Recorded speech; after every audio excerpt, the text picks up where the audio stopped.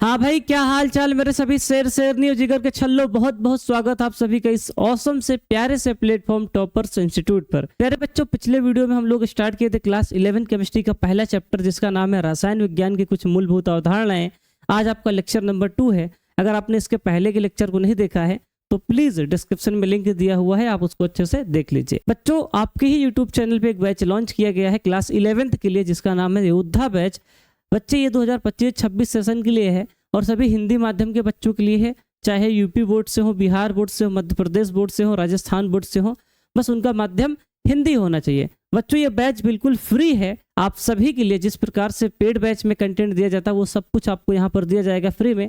आप निश्चिंत होकर पढ़ाई करिए, ठीक है मेरे बच्चे। और ज़्यादा से ज़्यादा लोगों को बताइए इसके बारे में कि सारी चीज़ें फ्री में चलने वाली हैं। और बच्चे, कंटेंट में कोई कमी नहीं रहने वाली है, ये मेरा वादा है। मैं आपको बहुत खतरनाक तरीके से सारा कंटेंट मेहनत करके ईमानदारी से पढ़ाऊंगा। बस आप शुरू से लेके वीडियो को आप देखिए, बस आपको मजा ना आए तो ठीक है, फिर चले जाना, मत देखना हमारी वीडियो, है ना।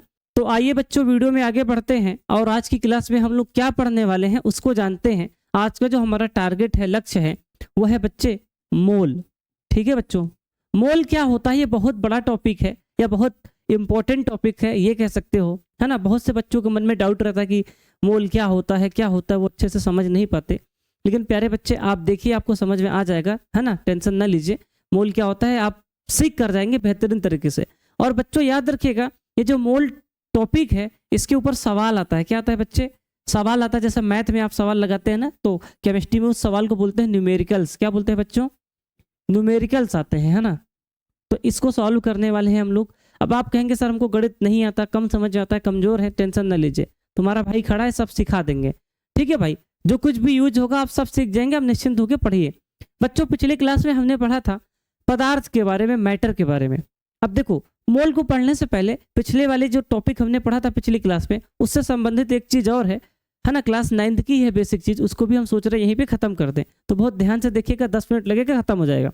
बेटा, पदार्थ की अवस्थाएं। अब बेटा, पदार्थ की कितनी अवस्थाएं होती हैं आप सब लोग जानते हैं। तो बेटा, पदार्थ की 3 अवस्थाएं होती हैं। एक होता है ठोस, और एक होता है द्रव, और बच्चे एक होता है गैस। आप सब लोग जानते हैं कि पदार्थ की 3 अवस्थाएं होती हैं, ठोस, द्रव, गैस। मेरे बच्चों, ठोस में क्या होता है आप सब लोग जानते हैं, क्लास 9th में पढ़े। अभी परिभाषा लिखी है ठोस की, हम पढ़वा देंगे, लेकिन आइए थोड़ा सा पहले समझा देते हैं। बेटा, ठोस पदार्थ जो होता है ना, इसमें जो पदार्थ के कण होते हैं बहुत पास पास होते हैं, इस प्रकार से बहुत पास पास होते हैं ना। ये देखो इस प्रकार से। तो आप लोग याद रखिएगा कि सर ठोस जो होता है ना, इसमें पदार्थ के कण बहुत पास पास होते हैं। अगर पदार्थ के कण बहुत पास पास होंगे तो इनमें आकर्षण बल क्या होगा मेरे बच्चों? ज्यादा होगा। क्या होगा सर? आकर्षण बल ज्यादा होगा। इस चीज को याद रखिएगा, है ना। और द्रव में क्या होता है सर? पदार्थ के कण थोड़ा दूर दूर होते हैं, ठोस से थोड़ा दूर दूर होते हैं। और गैस में क्या होता है बच्चे? पदार्थ के कण बहुत दूर दूर होते हैं ना, बहुत दूर दूर होते हैं। तो इनमें जो है द्रव में ठोस से कम आकर्षण बल होता है और गैस में बिल्कुल भी नहीं होता, मतलब ना के बराबर आकर्षण बल होता है। ठीक है बच्चे, इतनी बात को आप लोग याद रखेंगे प्यारे बच्चों। क्या है बात? क्या है सर? पदार्थ की 3 अवस्थाएं होती हैं, ठोस, द्रव, गैस। ठोस में जो कण होते हैं बहुत पास पास होते हैं, द्रव में थोड़ा दूर दूर होते हैं, गैस में बहुत दूर दूर होते हैं। इनमें आकर्षण बल बहुत ज्यादा होता है, इसमें कम होता है, इसमें बिल्कुल ना के बराबर होता है ना। ये वाली बात याद रखेंगे। अब डेफिनेशन लिखाई है, आपको मैं पढ़ के सुना देता हूँ। ठीक है बच्चे, क्लास 9th की चीजें, अभी हम लोग मोल पे आ रहे हैं, ये सब बेसिक चीजें हैं, थोड़ा सा मैं बता देता हूँ। ठीक है बच्चे, ताकि हर बच्चा हमारे साथ जुड़ पाए, सीख पाए, है ना। ये जो मानसिकता है मेरे बच्चों के मन में कि सर यूट्यूब पे फ्री में कौन पढ़ाएगा इतने अच्छे से, तो टेंशन ना लो, तुम्हारा भाई पढ़ा रहा है ना। अब बेटा ध्यान से देखना, ठोस अवस्था विशेषताएं क्या है इसकी? निश्चित आकार और आयतन, यानी कि ठोस का जो आकार और आयतन होता है निश्चित होता है, आप लोग पढ़े हैं। कण पास पास होते हैं, है ना। और बेटा, आकर्षण बल बहुत अधिक होता है। कण केवल कंपन करते हैं, एक जगह पे बंधे रहते हैं, यानी कि सर कण बहुत पास पास होते हैं तो एक ही जगह पे कंपन करते हैं, मतलब इधर उधर नहीं जाते। ठीक है बच्चे, संपीड़न नहीं होता, यानी कि इनके कणों को और पास नहीं किया जा सकता। संपीड़न का मतलब पता है क्या होता है? पदार्थ के कणों को बल लगाकर पास करना, है ना, इनकी बीच की दूरी को कम करना। तो इसमें बीच की दूरी होती ही नहीं है ना, पहले से ही बहुत कम दूरी होती है। उदाहरण बर्फ है, ईंट है, लोहा है। अब ठोस तुम नहीं जानते हो, ठोस को उदाहरण मुझे देना पड़ेगा, किस वस्तु को ठोस कहते हैं। मुझे लगता है इतना सारे बच्चे जानते हैं। बेटा, इसके बाद आपका आता है मेरे प्यारे बच्चे, हीरे बच्चे। हीरे बच्चे नहीं, वो वाली रील चली ना हीरा बेटा वाली, तो वो वाली बात याद आ गई, कोई बात नहीं। तो बेटा, द्रव अवस्था क्या होता है, इसकी विशेषताएं समझते हैं। निश्चित आयतन लेकिन आकार नहीं होता निश्चित, है ना। कहने का मतलब यह है कि द्रव का आयतन निश्चित होता है लेकिन आकार निश्चित नहीं होता। क्यों? क्योंकि इसको जिस बर्तन में रखते हैं उसी का आकार ग्रहण कर लेता है। ठीक है, पानी को अगर लोटा में भरोगे तो लोटा का आकार ले लेगा, गिलास में रखोगे तो गिलास का आकार ले लेगा, प्लेट में रखोगे तो प्लेट का आकार लेगा। इसीलिए यहाँ पे बोला गया है कि बेटा द्रव का आयतन निश्चित होता है लेकिन आकार निश्चित नहीं होता। मेरे प्यारे बच्चे, कण थोड़े दूर दूर होते हैं, मैंने भी आपको फिगर बना के बताया था। कणों के बीच आकर्षण बल कम होता है, यानी कि ठोस से कम होता है। कण एक दूसरे के ऊपर सरक सकते हैं, यानी कि अगर भैया थोड़ा सा कण दूर दूर है तो इनके बीच में गुंजाइश है कि थोड़ा बहुत एडजस्ट हो जाए, इधर उधर हो जाए, है ना। थोड़ा संपीड़न संभव है, यानी कि अगर इसमें हम बल लगाएंगे, देखो द्रव में क्या होता है, पदार्थ कण थोड़ा दूर दूर होते हैं तो ये आपस में एक जगह से दूसरी जगह जा सकते हैं थोड़ा बहुत, और अगर बल लगाएंगे तो थोड़ा इनको पास किया जा सकता है, लेकिन ठोस में बिल्कुल भी नहीं किया जा सकता, है ना। उदाहरण पानी है, दूध है, केरोसिन है, यानी कि तेल वगैरह, है ना। तो मुझे लगता है कि इसको भी मेरे बच्चे समझ गए हैं। आइए अगले टॉपिक पे आते हैं। बेटा अगला टॉपिक है गैस। अब गैस क्या होता है भैया, ना आकार निश्चित होता है ना ही आयतन, इसका दोनों निश्चित नहीं होता। ठीक है बेटा, आकार और आयतन। प्यारे बच्चे, कण बहुत दूर दूर होते हैं, अभी मैंने आपको बताया ही था। आकर्षण बल बहुत कम होता है बच्चों। ठीक है, कण स्वतंत्र रूप से बहुत तेजी से गति करते हैं, अत्यधिक संपीड़न होता है। ठीक है बेटा, जैसे मान लो गैस के कण बहुत दूर दूर है ना, ये ऐसे ऐसे है, तो अगर इसमें हम बल लगाएंगे, संपीड़न का मतलब होता है बल लगा के कणों की बीच की दूरी को कम करना। बल लगाकर कणों के बीच की दूरी को कम करने को ही क्या बोलते हैं, संपीड़न कहते हैं। तो इसको संपीड़ित कर सकते हैं, वही सारी बातें लिखी हुई हैं, एग्जाम्पल आप सब लोग जानते हैं। ठीक है मेरे प्यारे बच्चों, अगर आपको समझ में आ रहा है तो कमेंट कर देना। ठीक है, मजा आ रहा है तो चैनल को सब्सक्राइब कर देना, वीडियो को लाइक भी कर देना। ठीक है बच्चे, ठीक है, कमेंट कर देना यस सर कि अच्छा लग रहा है पढ़ने में, सर मजा आ रहा है ना। क्योंकि अभी मोल जब पढ़ाएंगे ना तो गर्दा गर्दा कर देंगे, आप टेंशन मत लेना। ठीक है प्यारे बच्चे, एक टॉपिक और यहाँ पे लिखा है, टेम्परेचर और प्रेशर का प्रभाव। बेटा पदार्थ की भौतिक अवस्था पर टेम्परेचर और प्रेशर का क्या प्रभाव होता है। जैसे आप समझिए बेटा, मान लो पानी है, क्या है मेरे बच्चे, पानी है। बेटा पानी क्या होता है सर, एक प्रकार से द्रव होता है। क्या होता है सर, द्रव होता है। इस पर तापमान का प्रभाव क्या होता है। अगर बेटा किसी द्रव को हम बहुत ज्यादा टेम्परेचर देंगे, है ना, गर्म करेंगे, जैसे मान लो पानी है, पानी को गर्म करोगे तो क्या करेगा सर, भाप बन के उड़ जाएगा, यानी कि इसकी भौतिक अवस्था बदल जाएगी, नहीं बदल जाएगी। बेटा पानी को गर्म करोगे तो भाप बन के, यानी कि गैस बन के उड़ जाएगा ना। यानी कि सर टेम्परेचर देने से द्रव की, मतलब पानी जो है गैस बन गया, यानी कि द्रव से गैस बन गया, यानी कि पदार्थ की भौतिक अवस्था बदल जाती है टेम्परेचर देने से। ठीक है बच्चे, तो लिखा है तापमान बढ़ाने से पदार्थ के कणों की गति बढ़ती है और अवस्था क्या होती है सर, बदल जाती है। यानी कि हम साफ साफ शब्दों में कह सकते हैं कि पदार्थ की कणों की भौतिक अवस्था को बदला जा सकता है, या फिर ऐसे कह दो पदार्थ की भौतिक अवस्थाओं को परिवर्तित किया जा सकता है। कैसे, उनके तापमान में परिवर्तन करके या फिर उनके दाब में परिवर्तन करके। सर टेम्परेचर वाला तो समझ में आ रहा है कि पानी को गर्म करेंगे तो द्रव से गैस हो जाएगा, लेकिन दाब से क्या होता है। जैसे बेटा गैस है, क्या है सर, गैस है। अब गैस को अगर हमको द्रव में बदलना है तो हमको दाब देना पड़ेगा। क्या देना पड़ेगा सर, दाब। अगर बहुत ज्यादा प्रेशर देंगे तो गैस जो है हमारी द्रव में परिवर्तित हो जाएगी, यानी कि यहाँ पर भी गैस से द्रव आ गया, यानी कि भौतिक अवस्था बदल गई। तो मेरे बच्चे, मेरे जिगर के छल्ले, हम कह सकते हैं कि अगर हमें पदार्थ की भौतिक अवस्था को बदलना है तो हम लोग टेम्परेचर में चेंज करते हैं और प्रेशर में चेंज करते हैं। इन दोनों परिवर्तन से हम पदार्थ की भौतिक अवस्था को बदल सकते हैं। आई होप कि आपको ये बात समझ में आई होगी। ठीक है बच्चे, अब यहाँ पे एक छोटा सा टॉपिक और है, छोटा सा टॉपिक और है। यहाँ से सवाल छोटे छोटे मैं आपको करवाना चाहता हूँ। हालांकि एनसीईआरटी में इस तरह के सवाल नहीं दिए, लेकिन पढ़िए आप लोग, डिटेल में जानकारी प्राप्त करिए। ठीक है बच्चे, विज्ञान का मतलब ही अच्छे से ज्ञान को प्राप्त करना था, नेक्स्ट लेवल का ज्ञान होना चाहिए। ठीक है बच्चे, तो जब हम और आप अच्छे से मिलेंगे, तुम भी अच्छे हम भी अच्छे, मारेंगे सिस्टम को, फाड़ देंगे, टेंशन काहे लेते हो। ठीक है भाई, मास का इफेक्ट, यानी कि द्रव्यमान का पदार्थ की अवस्थाओं पर क्या प्रभाव पड़ता है। कहने का मतलब ये है कि प्यारे बच्चे, सबसे पहले मास क्या है, द्रव्यमान क्या होता है बताओ बेटा।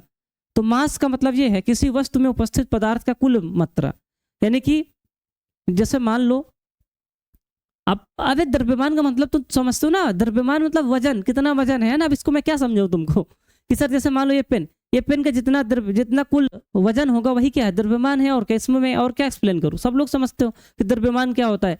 यह किसी पदार्थ की मात्रा दर्शाता है, यानी कि इस पदार्थ की मात्रा को दर्शाता है, इसी को क्या बोलेंगे, द्रव्यमान बोलेंगे। और यह हमेशा नियत रहता है, चाहे ठोस द्रव गैस, सबके लिए क्या होता है, सेम जैसा होता है ना। पदार्थ का जो द्रव्यमान होता है वो बदलता नहीं है, हमेशा क्या होता है, नियत होता है। नहीं समझ में आया। देखो बेटा, इस पदार्थ की मात्रा कितनी है, इसी को द्रव्यमान बोलेंगे। कितना किलोग्राम है, कितना ग्राम है ना, समझे कि नहीं समझे।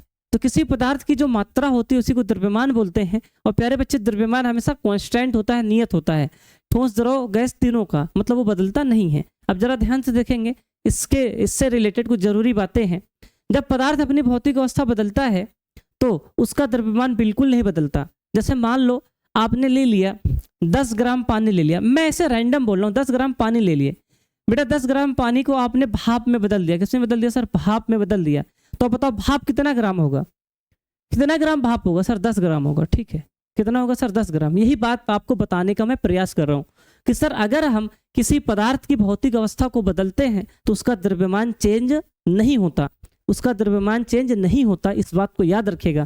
फिर से सुनिएगा, अगर हम किसी भी पदार्थ की भौतिक अवस्था को बदलते हैं तो उसके द्रव्यमान पे कोई प्रभाव नहीं पड़ता।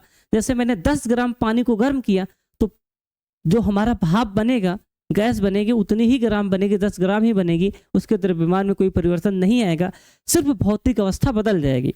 ठीक है प्यारे बच्चे, और क्या बोला गया है? केवल आकार, आयतन, घनत्व, कणों की गति आदि बदलते हैं, द्रव्यमान तो नहीं बदलता। भौतिक अवस्था बदलने से, किसी भी पदार्थ की भौतिक अवस्था को बदलने से द्रव्यमान नहीं बदलता। फिर बदलता क्या है? तो मेरे बच्चे, आकार बदलता है, आयतन बदलता है, घनत्व बदलता है, कणों की गति बदलती है। ठीक है बच्चे, ये सारी चीजें परिवर्तित होती हैं। अब एक लाइन में लिखा है, इसको पढ़िएगा, पदार्थ की अवस्था बदलने से उसका द्रव्यमान नहीं बदलता, केवल कणों की स्थिति और गति बदल जाती है। ये सब आपको याद रखना है, ये सब थ्योरी है। ठीक है बेटा, और मुझे लगता है कि मेरे सभी बच्चों को ये बात समझ में आ रही है। ठीक है डियर, अब बेटा जरा ध्यान से देखेंगे, इसी टॉपिक से रिलेटेड 2-3 सवाल लेके आए हैं ताकि मेरे सभी बच्चों को क्लियर हो जाए ये टॉपिक। ठीक है बच्चे, सवाल है, भौतिक अवस्था के परिवर्तन से पदार्थ के द्रव्यमान पर क्या प्रभाव पड़ता है? तो बेटा आंसर है, द्रव्यमान नहीं बदलता। ठीक है बेटा, अभी मैंने बताया सर द्रव्यमान नहीं बदलता है। 100 ग्राम बर्फ को पिघलाकर पानी बनाया गया, 100 ग्राम बर्फ मतलब ठोस है, भौतिक अवस्था क्या है? ठोस है। ठोस को पिघलाकर द्रव बनाया गया, पानी बनाया गया, तो प्राप्त पानी का द्रव्यमान होगा सर 100 ग्राम ही होगा सर, 100 ग्राम ही होगा। पदार्थ की भौतिक अवस्था बदल गई, द्रव्यमान थोड़ा बदलेगा। बोलो यार, ए रामलाल, ए बबुआ, समझ में आ रहा है? अरे बोलो ना, बोलो ना, बोल दो भाई अगर समझ में आ रहा है तो। ठीक है, यस सर लिख दो, मम्मी के सामने सब लोग यस सर लिखो। निम्नलिखित में से किस अवस्था में कण सबसे अधिक दूर दूर होते हैं? अबे पागलों, तुम लोग जानते ही हो ना, यदि 500 ग्राम पानी को गर्म करके भाप में बदला जाए तो भाप का द्रव्यमान होगा। अरे सर ये सब छोटे बच्चों का सवाल है ना, ये सब हम कर लेंगे, ये सब हम कर लेंगे, आप टेंशन ना लीजिए, तुम लोग करना। ठीक है बेटा, अब आइए समझते हैं मोल क्या है। ठीक है बेटा, अपना मेन टॉपिक समझते हैं ना बेटा, मोल क्या होता है ना। प्यारे बच्चों, इसके पहले जो भी पढ़े वो बेसिक चीजें थी, अब यहाँ से मेन चैप्टर आपका स्टार्ट होता है। अगर आप इसको नहीं पढ़ेंगे तो समझ लीजिए फिर कुछ नहीं पढ़ा आपने। ठीक है बच्चे, समझे कि नहीं?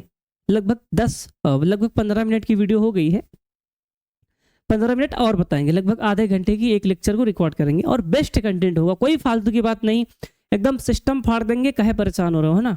ठीक है बेटा, इसकी नोट्स भी आपको लिखी लिखाई मिल जाएगी, टेंशन नहीं लेना है। आइए समझते हैं मोल क्या होता है।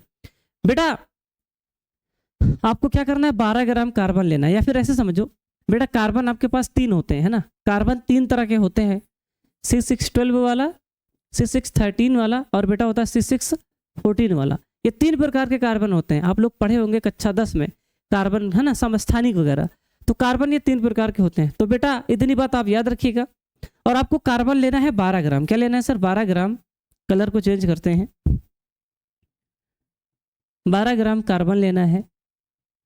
और प्यारे बच्चे कौन सा कार्बन लेना है सर? C612 वाला लेना है। अब ये वैज्ञानिक लोग लिए थे तो हम भी ले लिए, कोई दिक्कत की बात नहीं है। ठीक है बेटा, तो 12 ग्राम कार्बन ले लिए। जैसे ऐसे समझो मेरे बच्चे, मोल को समझने के लिए एक देसी जुगाड़ बताते हैं। जैसे एक अंजुरी जानते हो, मतलब एक मुट्ठी बालू ले लो। क्या ले लो सर? बालू। अब बालू में क्या होता है बेटा? बालू में बहुत छोटे छोटे पार्टिकल्स होते हैं। क्या होते हैं सर? बहुत छोटे छोटे पार्टिकल्स होते हैं, कण होते हैं। तो अब एक मुट्ठी बालू में तुम गिन डालो, कितने कण हैं? कितने कण हैं? तो फिर तुम कहोगे अरे सर ये तो बहुत मुश्किल काम है, पगला गए हो क्या? बहुत मुश्किल काम, इसको तो तुम ही कर सकते हो, हम थोड़ा कर पाएंगे। तो बस बेटा समझो मेरी बात को, वैज्ञानिकों ने क्या कहा कि हम 12 ग्राम कार्बन लेंगे और 12 ग्राम कार्बन में हम गिनेंगे कि कार्बन परमाणुओं की संख्या कितनी है। क्या मेरे बच्चे? 12 ग्राम कार्बन में कार्बन परमाणुओं की संख्या कितनी है। तो मेरे बच्चे जब वैज्ञानिकों ने गिना तो 12 ग्राम कार्बन में 6.022 इंटू 10 की पावर 23 परमाणु थे। 23 परमाणु थे। ठीक है बच्चे। और फिर वैज्ञानिकों ने कहा इसी को हम बोलेंगे 1 मोल। क्या बोलेंगे मेरे बच्चों? 1 मोल। ठीक है बेटा। तो अगर तुमसे कोई पूछे मोल क्या होता है, 1 मोल बराबर क्या होता है, तो सर 6.022 इंटू 10 की पावर 23। ठीक है। और बच्चे ये महान काम किस वैज्ञानिक ने किया था गिनने का कि 12 ग्राम कार्बन में कार्बन के परमाणु की संख्या कितनी है? तो मेरे प्यारे बच्चे इसको किया था वैज्ञानिक अवोगाड्रो ने। किसने किया था बच्चे? अवोगाड्रो नाम के एक चाचा थे, उन्होंने किया था। इसलिए इनको इज्जत देने के लिए लोगों ने कहा इस संख्या को हम बोलेंगे अवोगाड्रो संख्या। क्या बोलेंगे सर? अवोगाड्रो संख्या बोलेंगे। और इसको शॉर्टकट में हम लोग क्या लिखेंगे सर? Na से लिखेंगे। किससे लिखेंगे सर? Na से।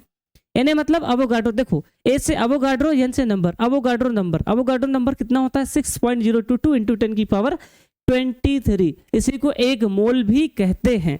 अभी मेरे बच्चों को समझ में नहीं आया? नहीं आया? फिर से समझाते हैं। देखो बेटा, जो मोल होता है ना, एक प्रकार से गिनती होती है। क्या होती है मेरे बच्चे? गिनती होती है। जैसे आप लोग जानते हैं ना, आप लोग जानते हैं 1 दर्जन में कितने केला होते हैं सर? Sir 12 item. मतलब 1 दर्जन में 12 आइटम होते हैं। 1 दर्जन में कितने आइटम? 12। क्या ये तुमको अलग से कोई पढ़ाया? नहीं सर, हम बचपन से सुनते आ रहे हैं। 1 दर्जन में 12 आइटम मतलब 12 केले होते हैं। वैसे ही 1 मोल में कितने परमाणु होते हैं? 1 मोल में कितने परमाणु होते हैं? बोल बोल बोल बोल। 6.022 इंटू 10 की पावर 23। 6.022 इंटू 10 की पावर 23। जैसे एक जोड़े में कितने लोग, कितने आइटम होते हैं सर? 2। एक जोड़ा मतलब 2 चीज ना। एक जोड़ा चप्पल का मतलब क्या है? 2 चप्पल।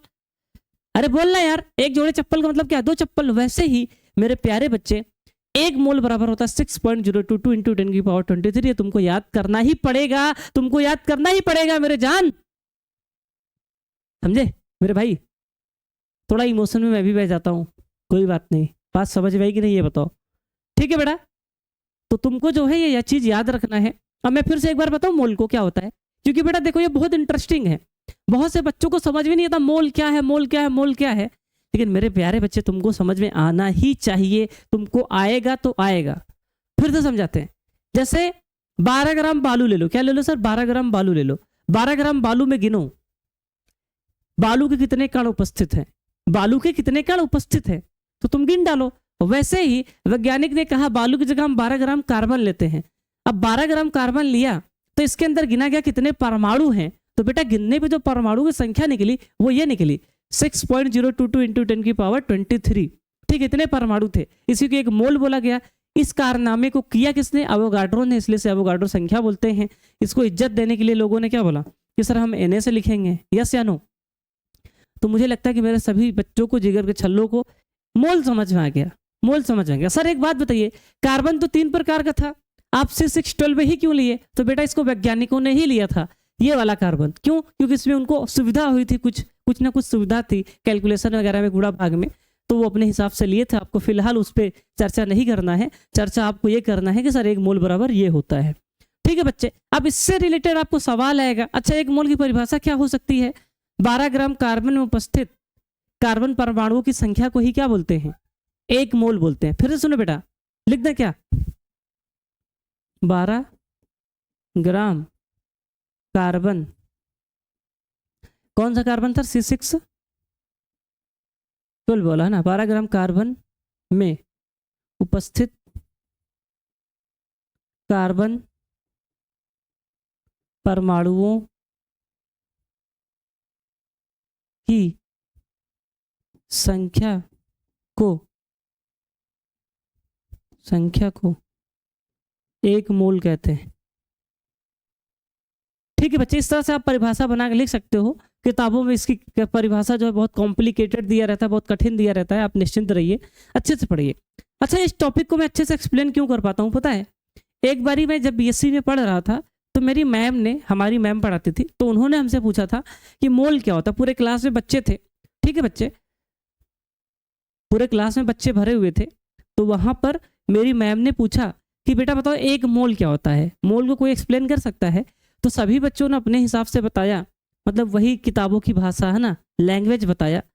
तो मैं भी सुन रहा था कि सारे बच्चे बता रहे हैं। जब मेरा नंबर आया तो मैं भी बताया। तो मैं सोचा यार सब तो वही बता रहे, थोड़ा सा अलग बताते हैं। तो मैंने ये वाली बात बताई कि 12 ग्राम कार्बन में उपस्थित कार्बन परमाणु की संख्या को ही मोल कहते हैं। मैम इम्प्रेस हो गई थी, ठीक है, खुश हो गई थी, है ना। इतने अच्छे से मैंने एक्सप्लेन किया, तो मुझे लगता है कि मेरे बच्चों को भी ये बात समझ में आई होगी। प्यारे बच्चे, ये परिभाषा वगैरह लिखी हुई है, थोड़ा सा ये पढ़ते हैं। मोल किसी भी रासायनिक इकाई जैसे परमाणु, अणु, आयन, इलेक्ट्रॉन की मात्रा को मापता है। ठीक है बेटा, वही है ना, इसकी मात्रा को मापता है। ठीक है बेटा, जैसे ये सारी चीजें लिखी, इस पे आपको नहीं जाना है, आपको इतनी बात को याद रखना है, ये वाली जो बात लिखी हुई है, ठीक है, यहाँ पे आपकी जानकारी के लिए लिखा गया है, तो आप लोग नोट्स मिल जाएंगे, लिख लीजिएगा। ठीक है बेटा, मेन कंटेंट आपका ये है ना। अब आपको यहाँ पे थोड़ा सा और एक्सप्लेन करते हैं। अच्छा बेटा ध्यान से देखना, अभी इस पे आते हैं, थोड़ा सा 1 मिनट और रुक जाइए। अगर कहीं पर भी कण यूज करिया जाए, कण, अगर मैं बार बार बोल रहा हूँ ना कि कण होता है, कण का मतलब होता है पार्टिकल, और पार्टिकल की जगह पे क्या क्या हो सकता है, इस बात को याद रखिएगा बेटा। परमाणु हो सकता है, अणु हो सकता है, आयन हो सकता है, इलेक्ट्रॉन हो सकता है। ठीक है बेटा, ये सारी चीजें हो सकती हैं। अगर मैं कण बोलूँ, कहीं पर भी कण बोलूँ, पार्टिकल बोलूँ, तो पार्टिकल ये सब होते हैं, परमाणु, अणु, आयन, इलेक्ट्रॉन ना, ये सब कण ही होते हैं। तो आप इसको याद रखेंगे बेटा। एक चीज और याद रखेंगे, 1 मोल बराबर ये होता है, ठीक है, इसे एवोगाड्रो संख्या भी बोलते हैं। ठीक है, अगर तुमसे कभी बोला जाए 1 मोल H2O, तो 1 मोल H2O का मतलब समझते हैं। अगर कभी भी आपके सामने कोई लैंग्वेज बोल दे कि 1 मोल H2O का मतलब क्या होता है, तो आप बोलेंगे सर इसका मतलब ये है कि 6.022 इंटू 10⁻23 पानी के अणु है। ठीक है बेटा, अगर आपसे कोई बोले 1 मोल Na+ आयन है, तो इसमें कितने आयन होंगे, तो सर इतने होंगे, इतने आयन होंगे। अगर बोला जाए 2 मोल O2 का मतलब क्या है, 2 से एवोगाड्रो संख्या में क्या कर दोगे, गुणा कर दोगे। तो बेसिकली कहीं पर भी 1 मोल आए, चाहे वो आयन हो, चाहे वो परमाणु हो, चाहे वो यौगिक हो, चाहे वो अणु हो, उन सब में हम लोग 1 मोल बराबर क्या बोलेंगे, सबके लिए 1 मोल बराबर क्या बोलेंगे, 6.022 इंटू 10⁻23। ठीक है मेरे भाई, अरे बोलो यार, इतनी बात मेरे बच्चों को समझ में आ गई, तो बेटा एक चीज और याद रखिएगा, मेरे बेटा मैं कहाँ लिखूं, यहाँ पे लिख दूं, या चलो मैं एक नया पेज लेता हूं, तो थोड़ा सा अच्छे से लिखूं।